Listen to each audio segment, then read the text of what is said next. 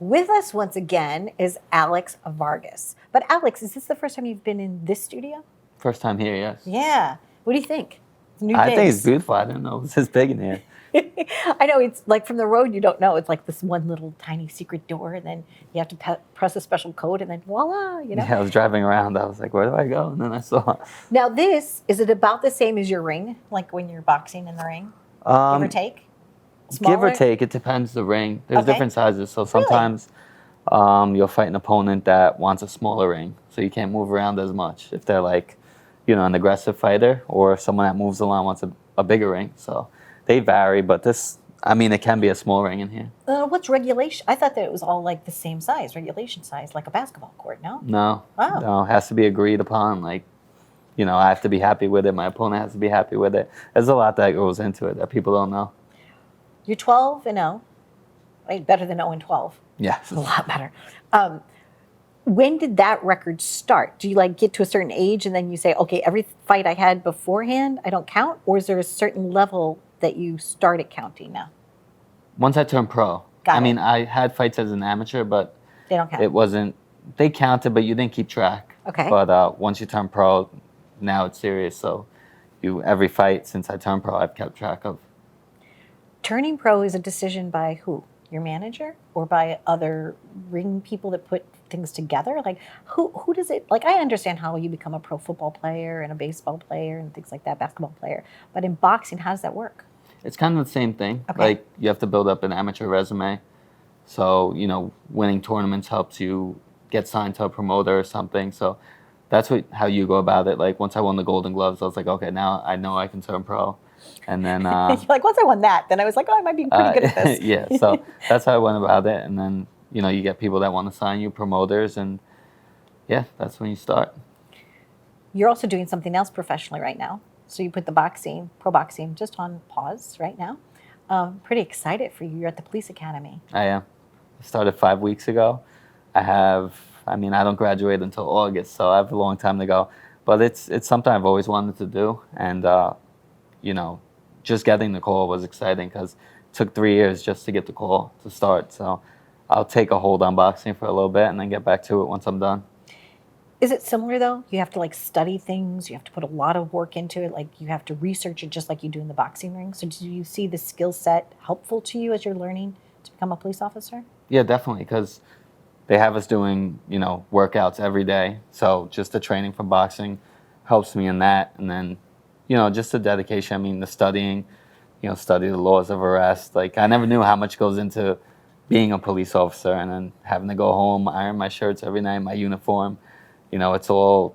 And polish your shoes. Polish your shoes. I never knew how to do that, so now I'm pretty good at it. Because your boxing shoes doesn't really matter what they look like, not as much, right? No, not at all. But now they want your boots shining, every day. So it's good because it transferred right over. Who are some of the inspirational people in your life? People that have inspired you, whether it's boxing or to become an officer? Who do you look up to? I think both of my parents, they came up, pretty tough and, doing well now, and they take care of my sister and myself and have given us a lot that they didn't have as kids. So just their hard work and, going through a few struggles and then giving me and my sister the life that we have now, that's why I look up to them. And what are you hoping to accomplish? What's your overall intention for your journey? Overall intention, I've always wanted to be a world champion. So slowly getting there to an opportunity and just be the best officer I can be. That was another dream job of mine. So I'm fortunate to have accomplished 2 goals of mine in my life. So in August, if you pass all your tests, then they will, vote on you to say, yes, he can become a police officer, and then you graduate, or? It's weird. Technically, Okay. we swore in as Okay. police officers now. Oh, so you it's already have to just- have a level of integrity, and Yes, you have I to went- do the right thing right now, right? Yes, Okay. I went through the process to get sworn in. I had to do 3 interviews, a psych interview, a polygraph. So that took about 6 months. Once I finished that, I got into the academy. Then we swore in as officers, but now it's just, the 31 weeks of training and learning how to, shoot a gun and talk to people. So now it's just a training, and then once you complete all of that, then you're out on the road. Psychology does have a lot to do with both, right? Yes. You have to be in the right mindset for both, I would think. Yeah, absolutely. Keep your stuff together, keep maintained. Do you do like any interesting things like yoga or meditate or as part of your overall process in life? I don't. I've had try? tons of people. Oh yeah, I did it one time actually in did? Florida before one of Okay. my fights. I did hot yoga, Right. and I mean that's brutal. I don't stretch or anything, so that I didn't realize how hard Wait it was. a second. Okay, you're 12-0, and in the boxing ring is less brutal than hot yoga. I'm just asking. I was like, maybe It was tough. I mean, Okay. I was struggling. Like I see people, holding these crazy positions, and I'm sitting there dying. And I thought I was in amazing shape and stuff, but it's such a different. There's so many different things to different sports or whatever it is. So yoga was tough. I should continue it though, because mentally and just physically helps so much. when you put your glove on, when you put your boxing gloves on, can you show me the position that your hand has to be in? I put the gloves on Right. like that. Right. And so this thumb is where? Right. Do you know how most people think that they think it's like a mitten? They think it's like, when you're a kid and you put your hands in a mitten. Because that one part of the glove looks like a big, gigantic thumb, but it's really not, actually, right? Like So when do I you- put Yeah. it goes straight down. Okay. And then you make a fist. And then you make a fist. Yeah, so there's Okay. a little spot for your thumb, Just but a it's tiny bit. connected. Yeah, Just so a tiny bit. You just go down like that, basically. Can you tell from the moment you put your glove on whether or not you're going to be ready to go?